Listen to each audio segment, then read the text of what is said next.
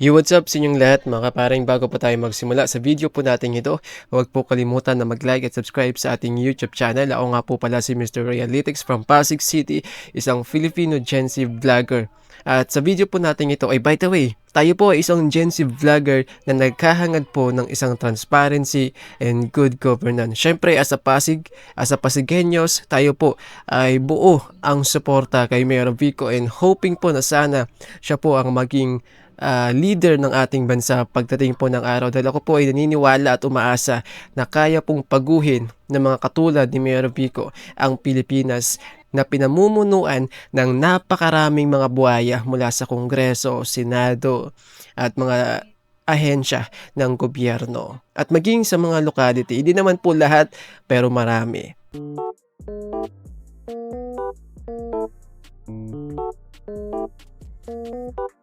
So, good news nga po ito mga kaparing. Again, isang pagkilala naman po sa sa aming mayor ng Pasig City. Ito po internationally.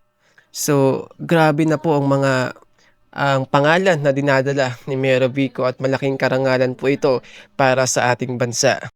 Kinilala ng prestihiyosong American Time Magazine sina Pasig City Mayor Vico Soto at Filipino-Canadian actor Manny Jacinto na kabilang sa pinakabagong listahan ng Top 100 World's Most Influential Rising Stars. Nakapaloob dito ang iba't ibang mga personalidad sa iba't ibang larangan gaya ng mga artists, world leaders at advocates. Kabilang si Mayor Vico sa Top 100 Most Influential Rising Stars sa buong mundo sa kategorya ng leader, kung saan kinilala ang kanyang mga inisyatibo sa panahon ng COVID-19 pandemic, ang pagtulong sa kapwa, gayon din ang makabago at transparent na pamamahala sa gobyerno. Alam nyo mga kaparing, nakakatuwa po kasi unti-unti na pong nagkakaroon ng pagkilala sa ating mga batang leader dito po sa ating bansa. So kung babalikan po kasi natin, kung matatandaan po ninyo, si Mayor Vico po ay anti-corruption champion sa US State. Pagkatapos po nun, dahil po sa ambag at mga hakbang ni Mayor Vico para labanan ng korupsyon, siya po ay tinanghal na champion ng anti-corruption ng US State Department sa Amerika ngayon. And then after that, mga ilang months lamang po nakalipas ay napasama naman po ang Pasig City, especially si Mayor Vico bilang top 50 best mayors sa buong mundo. So buong mundo po ito mga kaparing. Actually, mga tatlo pong city dito po sa Pilipinas ang napasama po sa top 50. So andyan na nga po ang Pasig City, Naga. Tatlo po ang napasama dito at malaking karangalan po yan sa aming lungsod mga kapareng, dahil eto nga po, bukod sa pagkilala po sa aming mayor na si Mayor Vico Soto sa international, ay nakikilala din po ang Pasig City, hindi lamang po si Mayor Vico. Kaya ako po ay natatawa doon sa mga anti-Vico na nagsasabi po na nakilala lamang ang Pasig, hindi dahil sa Pasig, kundi sa pangalan lamang ni Mayor Vico Soto. So kumbaga pinapalabas ng mga anti-Vico na ang Pasig City po ay nakilala hindi sa pangalan niya, kundi sa pangalan ng leader. Kumbaga pag sinabing Pasig City, si Mayor Vico yan, sikat yan, sikat yan. No, hindi dahil sa Pasig City, napakaganda dyan, napakalinis ng government dyan, yung namumuno dyan, binago yung lungsod na yan. Hindi daw po ganyan. Kaya nga po ako po ay natatawa sa mga anti-Vico na sinasabi po nila na ang Pasig City ay nakilala lamang dahil sikat yung leader. Pero ang katotohanan po sa likod ng mga paratang na iyan, ang Pasig City po ay nakilala dahil sa malinis na government, sa maayos at transparency. Nakilala po ang Pasig City, hindi lamang po si Mayor Vico ang leader, kung hindi maging dahil sa ang Pasig City po ay napakalaki po ng binago. Pang-apat na nga po ang Pasig City sa pinakamayamang syudad sa buong bansa. Po si Mayor Vico na parangalan bilang anti-corruption champion, napasama po ang Pasig City sa top 50 best city sa buong mundo at si Mayor Vico bilang pasok naman po sa top 50 best mayors sa buong mundo. Kaya malaking karangalan po yan hindi lamang po sa aming lungsod, kung hindi maging sa buong bansa. Dahil unti-unti pong nakikilala yung mga batang leaders po natin and hoping po na sana dumami pa yung mga katulad ni na Mayor Vico Soto. At sana magkaroon pa po tayo ng mga future next generation ng mga leaders na katulad ng mindset ni Mayor Vico na transparency and good governance at syempre galit sa korupsyon. Hindi peke dapat totoong galit sa korupsyon at makikita natin na meron po talagang ginagawa. Pang si Manny Jacinto naman ay kasama sa listahan ng top 100 most influential rising star sa kategorya ng artist. Ito ay dahil naman sa natatanging niyang mga pagganap sa iba't ibang programa sa telebisyon at pelikula, kabilang na ang mga sikat na NBC sitcom na The Good Place. Okay, so yun nga po, napanood po natin ang pagkilala kay Mayor Vico Soto. Ngayon, basahin naman po natin yung reaksyon ng mga mga anti-Vico po at ilan po sa mga DDS. Hindi naman po lahat no ng mga DDS kasi may mga DDS pa rin naman po na buo ang suporta kay Mayor Vico Soto. Pero yun nga, mas marami pa rin po mga DDS o mga Duterte diehard supporters ang ayaw kay Mayor Vico Soto. Ngayon, basahin po natin yung kanilang mga komento at kung ano pong masasabi ng mga DDS, ng mga anti-Vico supporters. So, panoorin po natin. At ito po kasi ang katotohanan dyan mga kapare. Kahit gaano kagaling ang isang leader, kahit gaano ka pa ka-transparent, kahit gaano kabuti yung mga ginagawa mo, okay, patuloy ka pa rin hindi susuportahan, patuloy ka pa rin ibabash, patuloy ka pa rin hihilain pababa ng mga taong ayaw sa'yo. Especially, no, yung mga supporters po ng kabila, ng kalaban mo. Syempre, kapag nangyari yon, kasi nga po, matatamaan yung kanilang iniidolo, di ba? Kasi nga po, may kanya-kanya po tayong sinusuportahan. So, pag nagkaganon po, so magbasa po tayo ng ilang mga komento po dito galing kay Jeremy Pedrosa.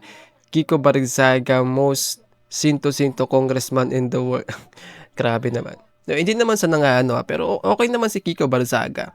Kaso nga lang yung kanyang pag-uugali na parang hindi po akma no sa isang congressman na masyadong parang tuloy inaakala ng iba may saltik siya. Isa pa, siya po ay galing sa political dynasty.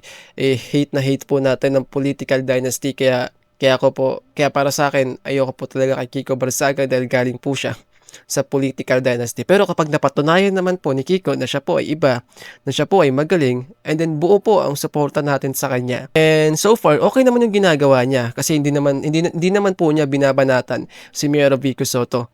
Pero ang binabanatan niya ay si Pangulong Marcos, si Speaker Martin Romualdez, which wala po akong nakikitang maliton, no? Para sa akin, kahit siya po ay malinaw na taga-suporta ng mga Duterte, okay na yun. No, at least ang mahalaga lang naman, wala po yan sa kulay. Basta ikaw ay lumalaban para sa ating bayan. Ikaw, no, kumbaga sinasabi kasi nila, siya daw po ay tuta. Siya daw po ay magiging tuta ng mga Duterte dahil nga gusto niyang ma-impeach si Pangulong Marcos tapos ipalit no si Sara Duterte, which is parang hindi naman po yun tama. Antayin po natin ang 2028 election. Pero kapag napatunayan na si Pangulong Marcos ay corrupt, impeach po natin. Wala tayong pakialam kung si Sara na po yung pumalit. Yun nga lang, may mga issue din po ng korupsyon si Sara Duterte. Although hindi pa napapatunayan kasi wala pa naman trial. Eto, sabi naman po ni Jeff Araujo, kung katulad mo sana lahat ng nasa Senado, uunlad talaga tayo. Yes po, uunlad talaga tayo. Hindi na po kasi bago ang parangal sa mga Filipino leaders po natin.